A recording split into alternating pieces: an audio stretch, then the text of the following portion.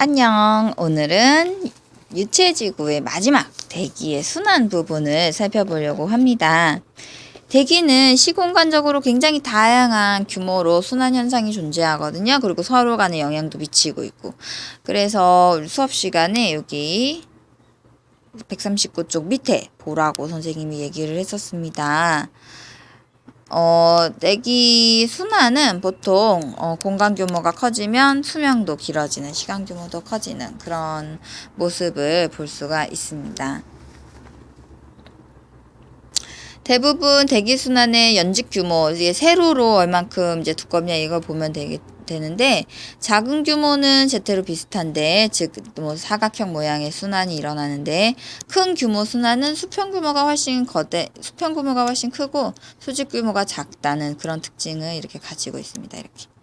자, 대기 순환에서 연직 규모는요, 어디까지냐면 대륙권까지입니다. 자, 옆에다가 조금 더 자세히 얘기를 해주면, 대기권, 지구를 둘러싸고 있는 대기권은 온도 변화에 따라서 이렇게 4개의 층으로 구분을 합니다.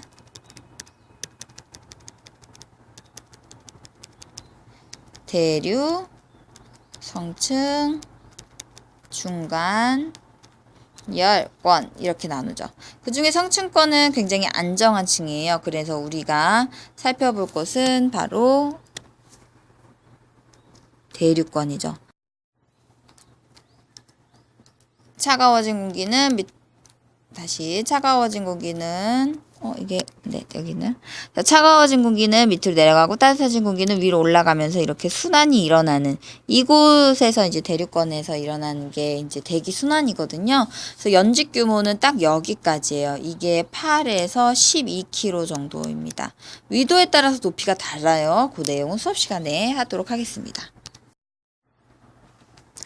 자, 규모가 가장 작은 것부터 시작을 할 겁니다. 대기 순환의 규모, 회전을 했어요? 네, 다시 됐어요. 자, 미규모, 중간규모, 종간규모, 지구 규모까지 이렇게 가게 되는데요. 첫 번째 미규모 보겠습니다. 미규모에서 지표면과의 이제 마찰 때문에 공기 흐름이 굉장히 복잡한 여기를 난류라고 하고요. 지표면에서 멀리 떨어진 이렇게 아주 유유히 그냥 아무런 마찰 영향 안 받고 쭉 흐르는 것을 충류라고 합니다. 그림에 나타나 있는 걸 보고 구분할 수 있으면 좋겠죠.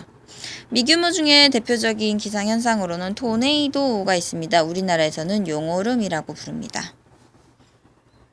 자, 중간 규모의 순환으로 넘어가도록 하겠습니다. 중간 규모의 순환에서 중요한 것은 기압이 변하면은 이제 바람이 생긴다는 거거든요. 이 기압이 왜 변하냐? 그건 바로 지표면의 온도 변화 때문입니다.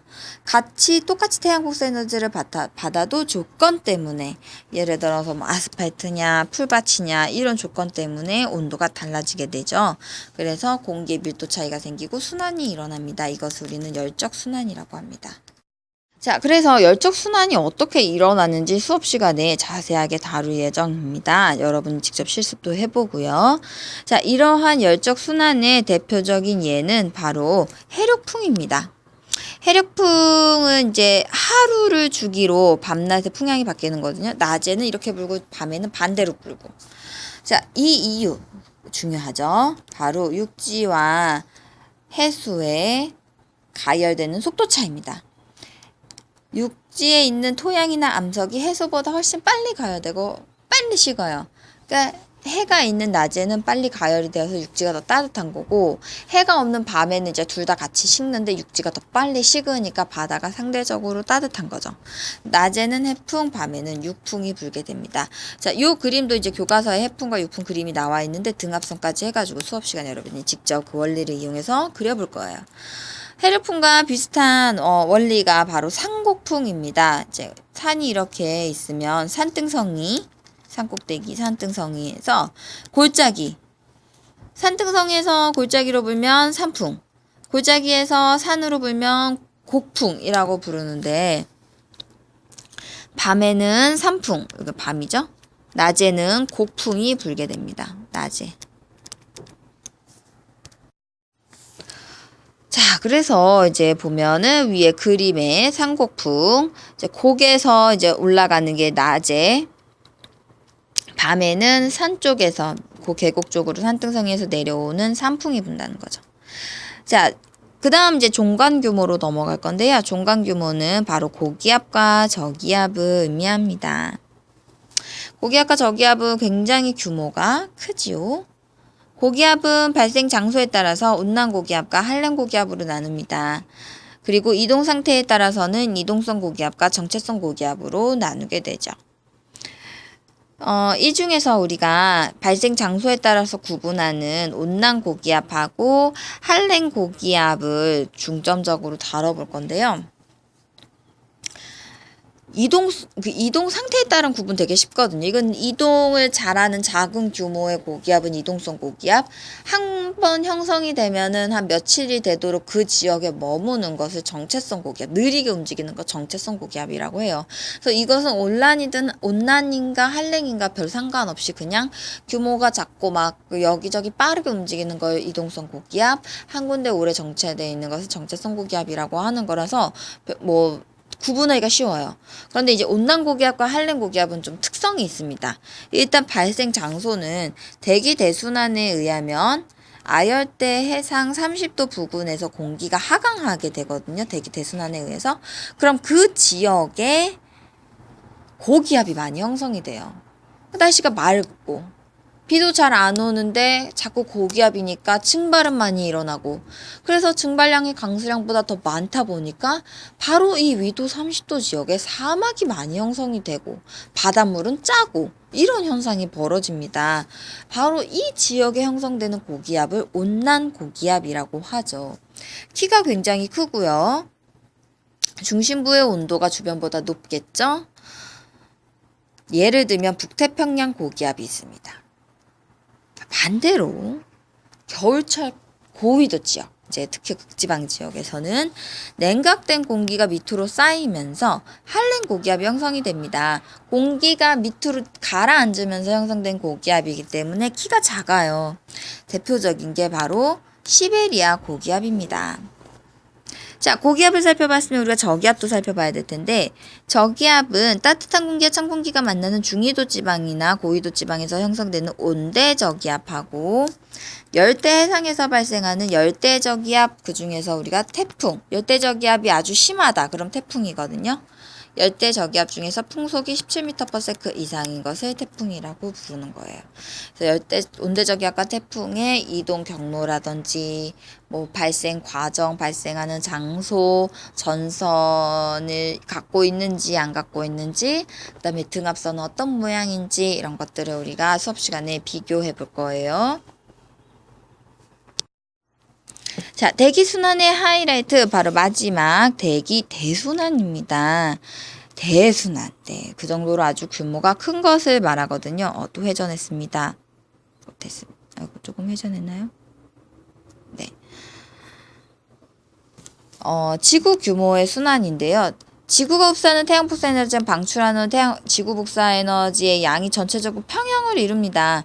그렇지만 저위도 지방하고 고위도 지방의 온도 차이가 있죠. 지구가 둥글다 보니까 여기는 햇빛이 비스듬하게 들어가고 여기는 수직으로 들어가는데 그만큼 단위 면적당 에너지의 차이가 생겨요. 여기는 단위 면적당 에너지가 적고 여기는 많죠. 이런 온도 차이에 의해서 여기는 적도에서는 공기가 상승하고 극지방에서는 공기가 하강해서 이런 하나의 대류 세포가 형성이 되는 거. 이것이 바로 해들리 순환 모델인데, 요거는 지구가 자전을 안 할 때. 그런데 지구는 어떤가요? 네, 지구는 회전을 합니다. 지구는 회전을 하기 때문에 이렇게 아까 지구가 자전하지 않을 때보다는 복잡한 형태를 이룹니다. 총 3개의 세포로, 대기순환 세포로 구성이 되어 있죠. 또한 지구상의 바람 이제 관찰해 보면 무역풍, 편서풍, 극동풍이 좀 다르게 형성이 되어 있습니다.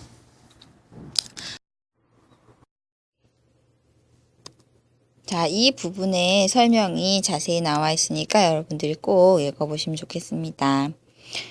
자, 이 대기 대순환을 살펴보면은 열대지방은 열대 수렴대, 다음 32도, 30도 부근은 아열대 고압대, 고기압 시대죠.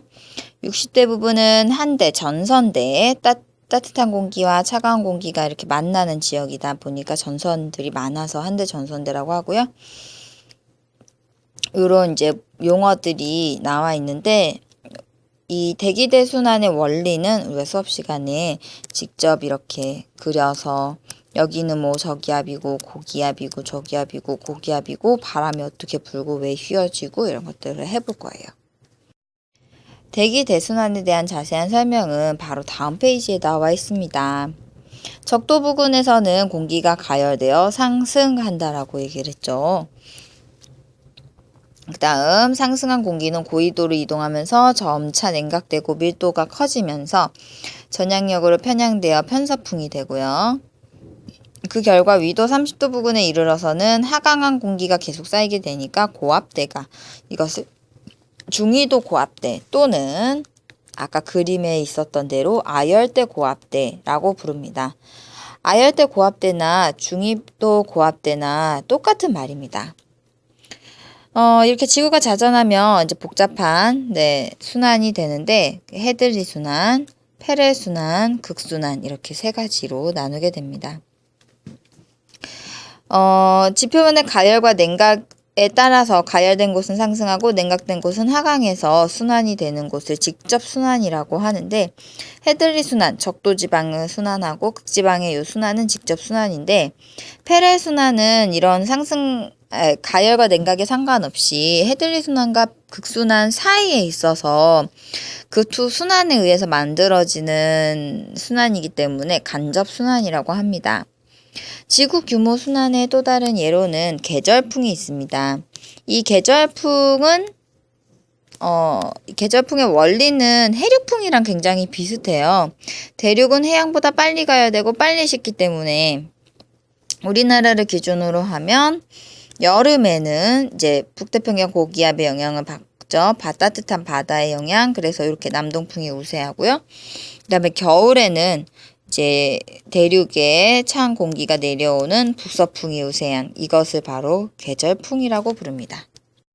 우리가 대기 대순환과 연관지어서 또 배우는 중요한 개념 중에 하나가 해류입니다. 바다에도 강물과 같은 일정한 흐름이 있는데 이것을 해류라고 합니다. 이제 특히 바다에서 무역을 하거나 이제 자원을 가지고 원유, 석유 같은 걸 이제 가지고 오는 그런 일을 하시는 분들은 해류에 굉장히 민감합니다. 어떤 해류를 타느냐에 따라서 연료 소비량과 도착 시간이 달라지기 때문이죠. 그 중에서도 이제 바다의 표면을 따라서 이제 표면에 형성되는 그런 해류를 우리가 표층순환이라고 부릅니다. 그런데 이 표층순환에 생성되는 원인이 바로 바람에 의한 마찰력입니다. 그래서 대륙에 의해서 이제 가로막혀 있죠. 이 대륙에 의해서 가로막혀 있어서 요 안에서 동서방향으로 흐르는 해류가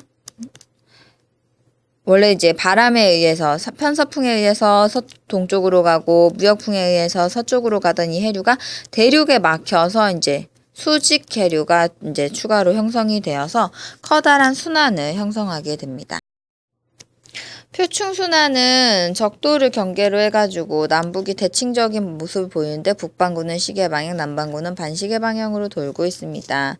네, 북반구는 요 방향, 시계 방향, 남반구는 반시계 방향 이렇게 돌고 있죠.